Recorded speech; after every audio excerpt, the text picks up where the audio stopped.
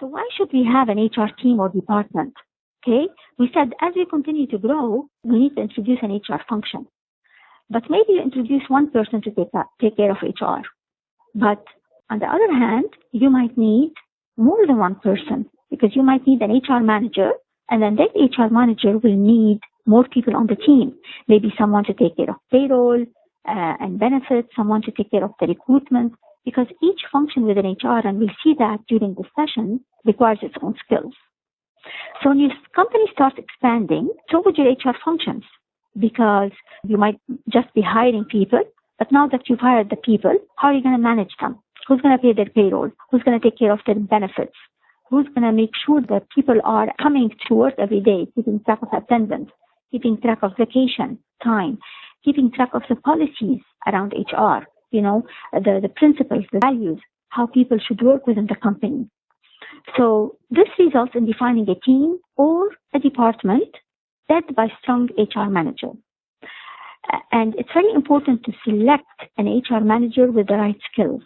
But do not select just any type of HR manager. You need the HR manager to be open-minded, to be patient, to be people-driven. You don't want somebody who's policy-driven. Your HR manager should be able to listen and give advice to your employees. Let's look at some reasons for having an HR department, because we talked about a few of them, but let's see the list here. The first very important reason is human capital value.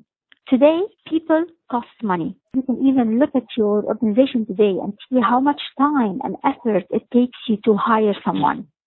And when you hire that person, if you lose the person, that's going to cost you more money.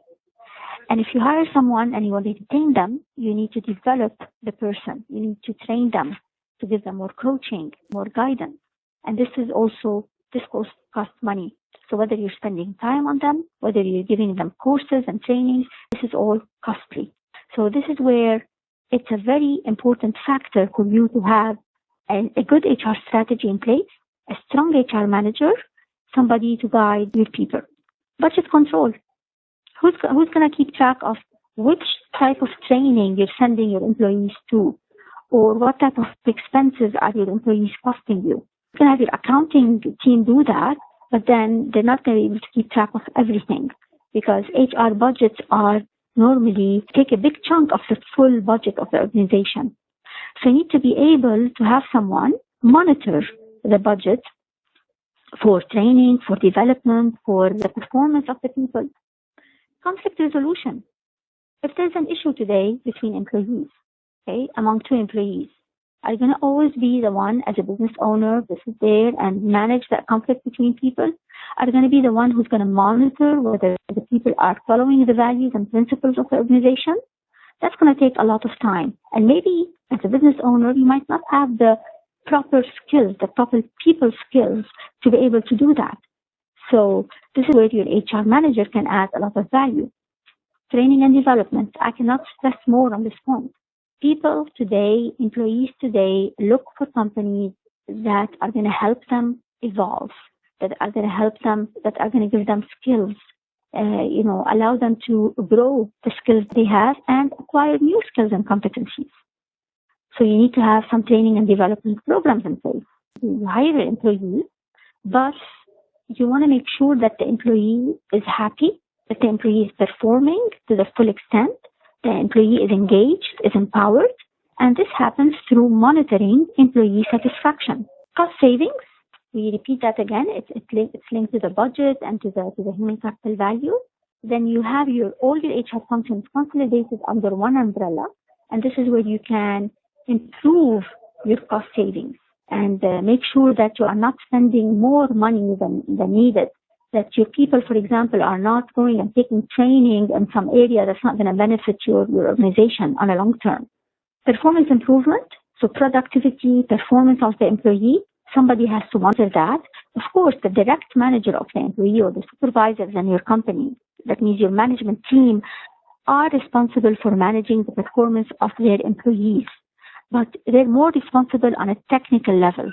So whether you've got your accounting department, the chief accountant or the finance manager will look at the performance of the employee in the accounting areas. But who's managing the performance of the employee from the soft skills side? Communication, teamwork, transparency, ethics, all of these different values. It's going to be the responsibility of a dedicated HR manager. Sustaining the business. You are growing a business, okay? Your business is growing, it's evolving. It might be growing very fast, very rapidly, but you want to make sure that you have a sustainable growth, that you're not going to end up in a place where maybe you're going to hurt if an employee leaves or if an employee does not perform well. So you need to make sure that you have a sustainable growth in place through the development and learning and training of employees and through the proper management of the evolution of that employee within the company. The corporate image, also another important reason for having an HR department, because you need someone who's going to have the big vision, who's going to be the monitor, if you wish, and the umbrella for the whole corporate image. Because each employee will reflect the corporate brand and image to the external world, whether to customers, whether to other colleagues, whether to competitors, especially these days, because we've got social media widely used. So your employees are all over the social media. You want them to all be speaking in the name of the company, one voice, one message, one brand. And the firm principles. So the values, the principles. You want, of course, in addition to your vision, mission, and objectives and goals, you have some values that you want your people, the culture of the organization. You want those people to live the culture and talk the culture and walk the culture. So whether you have values as transparency, as ethics, as communication skills, etc., these have to be instilled in each and every employee, and this is done through the HR department. Again, you might be doing, as a business owner, you might be doing many of these tasks, but it's much better and much more effective, cost-effective, and also efficient to have one HR department taking care of all of these different activities, if you wish. Let's start with one of the case studies. It's about Google. Everybody knows Google. On February 19, 2013, Google stock hit $800 a share. That's a huge number for a price per stock, per share, okay? And Google moved into number 3 position among the most valuable firms in the world. Everybody, I think, knows about Google. You hear a lot of people, they love to work with Google. Okay, just because maybe it's a fun place to work. Employees know that they can evolve very quickly. They have freedom, flexibility, etc. When they asked Google's CEO, Larry Page, how did this happen? How did you reach this? Who is behind this? His answer was very clear. It's the people who got me here. It's the people working at Google who got me to the stage. Okay, it's not me. It's not my management team. It's everybody in the company. And this is also where you want to be. You want to be in a place where people in your company are going to drive the company forward. Because without them, you'll stay where you are and you won't be able to move quickly and compete in a better way. Okay.